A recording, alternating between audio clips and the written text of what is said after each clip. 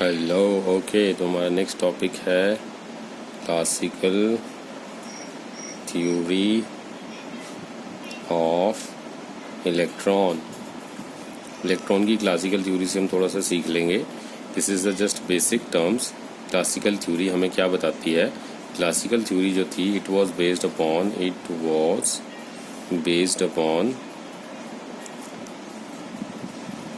Electron gas model, based upon electron gas model. Electron gas model के ऊपर based थी। इसके अंदर क्या था?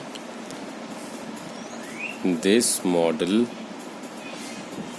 was called so because gas molecules have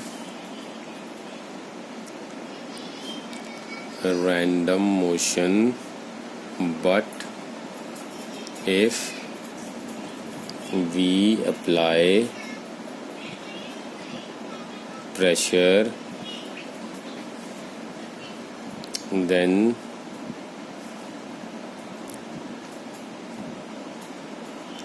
the difference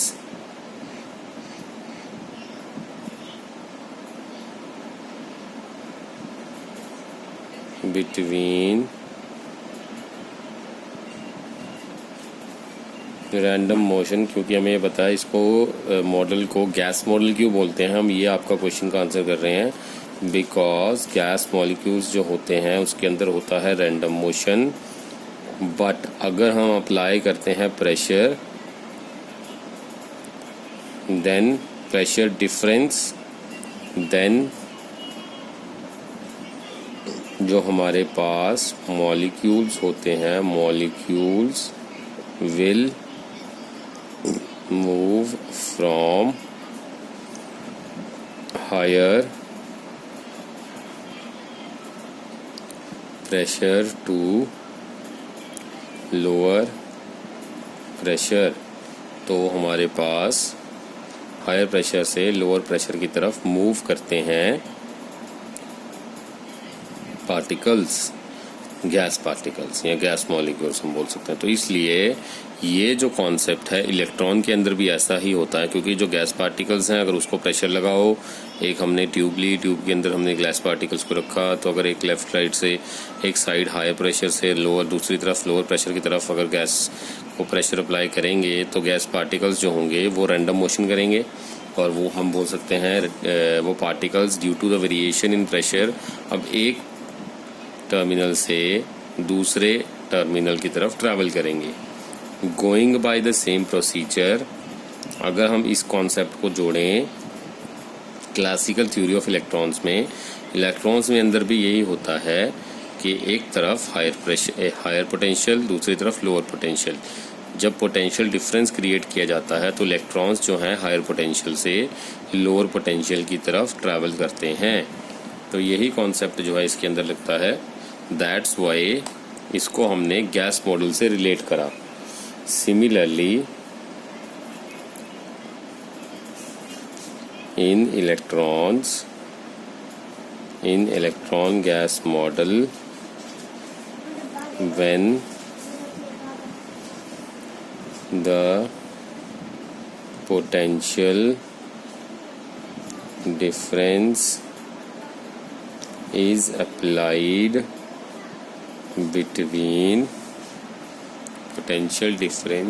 applied between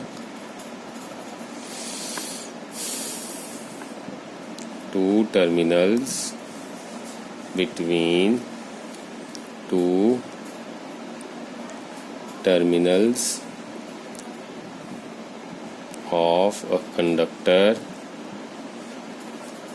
then electrons will move from higher potential to lower potential, ठीक है। Electrons higher potential से लोअर पोटेंशियल की तरफ मूव करते हैं। तो ये हो जाएगा जी हमारे पास the concept of electron. Electron के अंदर एक्सटर्नल जब इलेक्ट्रिक फील्ड अप्लाई किया जाता है तो वहाँ पर इलेक्ट्रॉन्स मूवमेंट होता है। तो जैसे कि हम जानते हैं कि मान लीजिए हमने यहाँ पर एक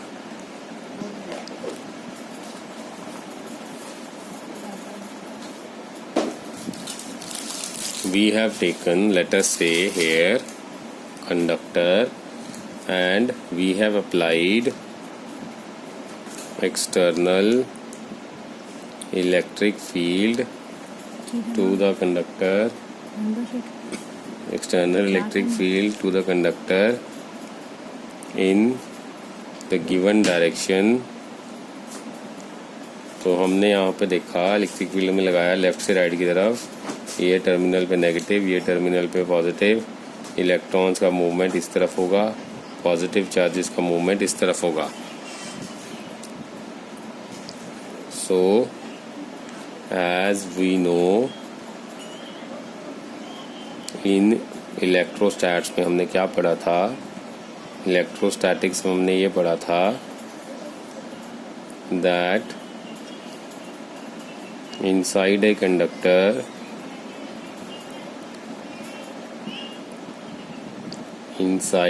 conductor electric field is zero. Electric field zero होता है, यानी कि E net is equals to zero. Conductor के अंदर नेट इलेक्ट्रिक फील्ड ज़ीरो होता है। जैसे ही हम अप्लाई करते हैं एक्सटर्नल फील्ड कंडक्टर को, तो large quantity of free electrons इसमें से मूव करना शुरू कर देते हैं। तो जब अगर large quantity of electrons move करेंगे और इलेक्ट्रॉन का जो डायरेक्शन होगा वो होगा opposite to the direction of applied electric field, क्योंकि हमने बोला है कि पॉजिटिव चार्जेस इलेक्ट्रिक फील्ड की डायरेक्शन में जाएंगे, लेकिन इलेक्ट्रॉन इलेक्ट्रिक फील्ड की ऑपोजिट डायरेक्शन में जाएंगे। As when external electric field is applied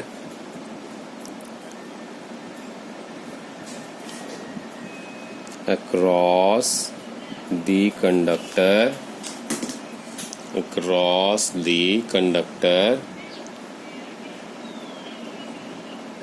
then positive charges will move, positive charges will move along the direction of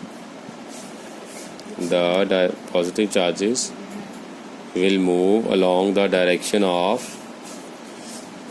electric field, and negative charges, that is electrons, will move in direction opposite to the movement of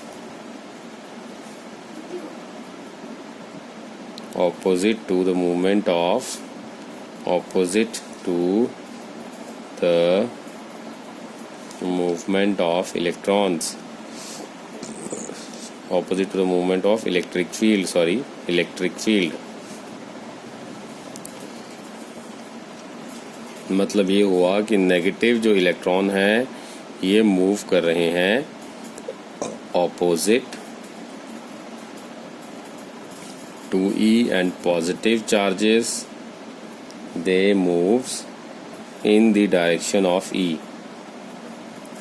hope आपको ये clear हो गया कि negative charges sir ने बताया कि electric field अगर left to right है तो इलेक्ट्रॉन्स राइट टू लेफ़्ट, और पॉजिटिव चार्जेस अगर electric field left to right है तो पॉजिटिव चार्जेस भी लेफ़्ट टू राइट ही होंगे। तो कंडक्टर के अंदर इलेक्ट्रिक फील्ड जो होता है वो इंड्यूस होता है इनसाइड द कंडक्टर, और जो डायरेक्शन होती है उसकी that will be from positive plate to the negative plate. Now as we know, there will be induced electric field in the direction opposite to induced electric field होता है in the direction opposite to external field, that is इस case के अंदर ये होगा from right to left। तो induced जो होगा राइट से लेफ्ट की तरफ लगेगा, या फिर हम सब बोल सकते हैं और हम बोल सकते हैं from positive to negative plate, positive से नेगेटिव प्लेट की तरफ लगेगा। सो ये जो इंड्यूस्ड इलेक्ट्रिक फील्ड है इसका जो मैग्नीट्यूड होगा वो equal to external electric field होगा। So let me write on the next page, that is the direction of the magnitude of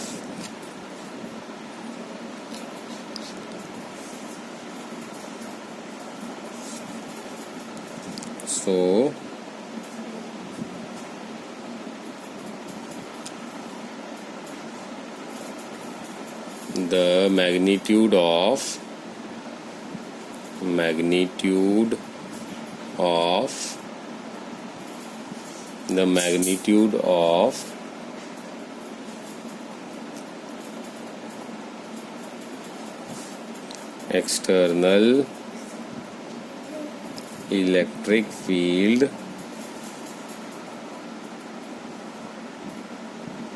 external electric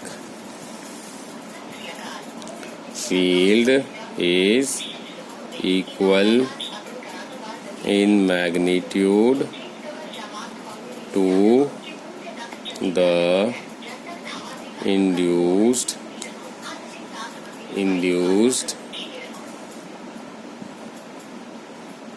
so magnitude of external electric field is equals to the magnitude of induced electric field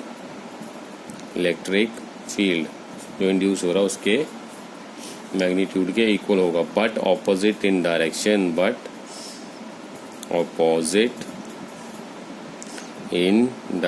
that means E induced is equals to negative of E external।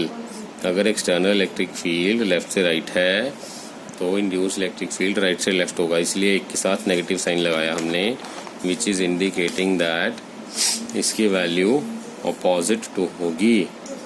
सो इसके वजह से हम बोलते हैं conductor जो होगा इलेक्ट्रोस्टैट्स के अंदर आइसोलेटेड कंडक्टर होता है। कंडक्टर एक आइसोलेटेड कंडक्टर या एक सिंगल कंडक्टर की तरह हम इसको ट्रीट करते हैं। So as the net electric field inside the conductor, हमने क्या पढ़ा था, नेट इलेक्ट्रिक फील्ड होता है इज ज़ीरो। सो अगर नेट इलेक्ट्रिक फील्ड ज़ीरो है इनसाइड द कंडक्टर, देन अगर नेट इलेक्ट्रिक फील्ड ज़ीरो है then electrons are moving in the conductor due to surrounding temperature. तो इलेक्ट्रॉन्स जो अगर नेट एक्सटर्नल इलेक्ट्रिक फील्ड जो होगा या नेट इलेक्ट्रिक फील्ड कंडक्टर के अंदर अगर ज़ीरो है तो फिर इलेक्ट्रॉन मूव कैसे कर रहे हैं, बट इलेक्ट्रॉन जो मूव करते हैं कंडक्टर के अंदर वो मूव करते हैं due to surrounding temperature. So surrounding का जो टेम्परेचर है कंडक्टर के, वहाँ से कंडक्टर जो है एब्जॉर्ब करता है हीट को। So conductor is absorbing heat from surrounding. So conductor is absorbing heat from surrounding,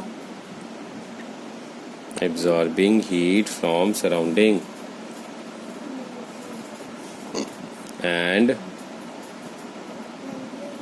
electron does vibrational motion।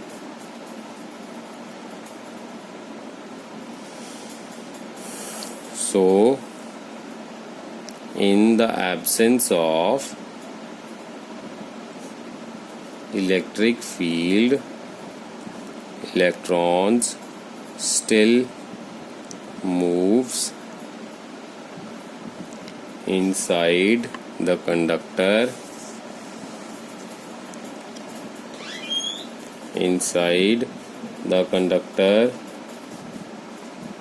at room temperature. Electrons moves at the speed of 10 to the power 5 metre पर second. Generally ये approximate value होती है जिस value पे room temperature के ऊपर electrons जो हैं वो मूव करते हैं। सो हमने यहाँ तक क्या समझा? हमने यहाँ तक ये समझा कि जो नेट इलेक्ट्रिक फील्ड है अगर कंडक्टर के अंदर ज़ीरो है बट फिर भी इलेक्ट्रॉन अगर मूव कर रहे हैं कंडक्टर के अंदर, तो इसका कारण क्या है? कहीं ना कहीं सराउंडिंग का जो टेम्परेचर है वो टेम्परेचर को कंडक्टर एब्जॉर्ब कर रहा है। एब्जॉर्ब करने की वजह से क्या हो रहा है? इलेक्ट्रॉन के अंदर वाइब्रेशनल मोशन आ रहा है। ये वाइब्रेशनल मोशन जो है अगर चाहे हम इलेक्ट्रिक फील्ड नहीं भी लगा रहे तब भी due to this vibrational motion electron still they are moving inside the conductor. इसका मतलब रूम टेम्परेचर के ऊपर इलेक्ट्रॉन जो मूव करते हैं, इसका मतलब अगर वो मूवमेंट में है तो मूवमेंट मतलब कुछ स्पीड होगी उसकी, तो स्पीड की वैल्यू कितनी होती है? Answer is approximately 10 to the power 5 metre पर सेकेंड उसकी स्पीड होती है। And this velocity is called, this speed और वेलोसिटी इज कॉल्ड, इस वेलोसिटी को हम बोलते हैं सर थर्मल वेलोसिटी। इस वेलोसिटी को बोला जाता है थर्मल वेलोसिटी और it is denoted by mu. इसको म्यू से डिनोट करते हैं, इसका सिंबल होता है म्यू। मतलब अगर अलग अलग इलेक्ट्रॉन्स, बहुत सारे इलेक्ट्रॉन्स होते हैं कंडक्टर के अंदर, तो जो वेरियस इलेक्ट्रॉन्स हैं वो मूव करते हैं वेरियस वेलोसिटीज़ के साथ और वेरियस डायरेक्शंस में जा रहे होते हैं। मतलब रैंडम डायरेक्शन होगी, उस रैंडम इलेक्ट्रॉन की रैंडम मूवमेंट हो रहा है, रैंडम डायरेक्शंस में वो मूव कर रहा है। तो हमें तो लेकिन अगर एवरेज निकालना है तो एवरेज कैसे निकलेगा? क्योंकि जो इलेक्ट्रॉन्स हैं अगर उसको हम अगर कंडक्टर है उसको अगर मैं देखता हूँ तो वो इलेक्ट्रिकली न्यूट्रल माना जाता है। तो अगर इलेक्ट्रॉन इलेक्ट्रिकली न्यूट्रल माना जा रहा है तो इसका मतलब अगर एक कंडक्टर को इलेक्ट्रिकली न्यूट्रल माना जा रहा है तो इसका मतलब जितने इलेक्ट्रॉन्स एक डायरेक्शन में जा रही हैं उसका इक्वल एंड ऑपोजिट इलेक्ट्रॉन्स दूसरी डायरेक्शन में जा रही है, जो एक दूसरे के साथ कोलाइड करके नेट जो है हमारे पास करंट जो है वो ज़ीरो करके दे रहे हैं। So that means average velocity जितने भी इलेक्ट्रॉन्स हैं उसकी ज़ीरो होगी। That means due to zigzag motion कुछ इलेक्ट्रॉन्स अगर लेफ़्ट से राइट जा रहे हैं उतने ही equal in magnitude but opposite in direction right से लेफ़्ट जा रहे हैं, तो दोनों एक दूसरे के इफेक्ट को कैंसिल कर रहे हैं और नेट जो करंट होगा कंडक्टर के अंदर due to the movement of charges वो ज़ीरो हो जाएगा अनटिल और अनलेस बाहर से हमने कोई सप्लाई प्रोवाइड नहीं करी। So this was about this. So इसको हम लिख लेते हैं, if electrons are moving with various velocities in various directions,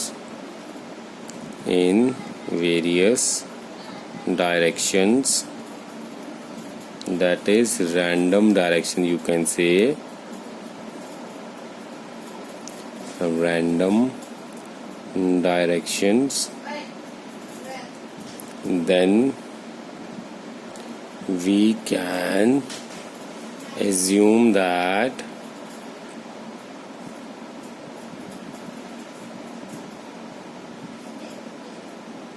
average velocity of all the electrons is zero.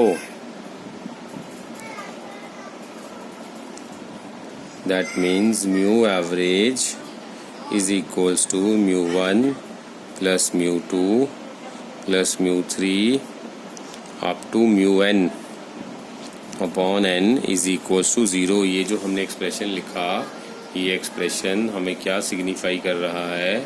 This expression is signifying that the average value of velocity is 0.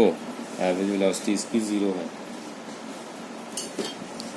Okay, सो इसका मतलब ये हुआ कि अगर इलेक्ट्रॉन रैंडम मोशन में चल भी रहे हैं, still they are having 0 average velocity. So if the average velocity of one electron अगर हम मान रहे हैं 0 है, in the average velocity of electrons is 0 in the absence of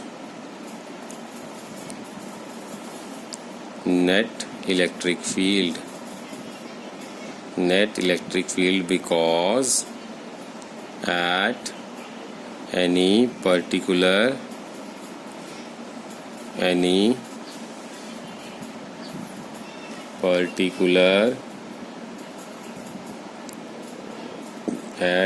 particular instant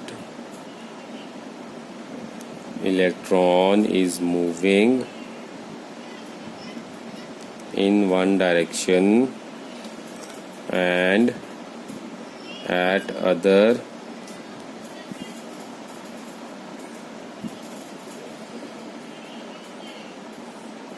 moment it is moving in other direction. So net average velocity of electron is considered to be 0. एक तरफ एक direction में, दूसरी तरफ दूसरी direction में, तो net value 0 हो जाएगी. पर अगर आपसे कोई पूछे कि किसी एक पर्टिकुलर इंस्टेंट पे वैल्यू एग्जिस्ट करती है, answer is yes. But at any instant its velocity will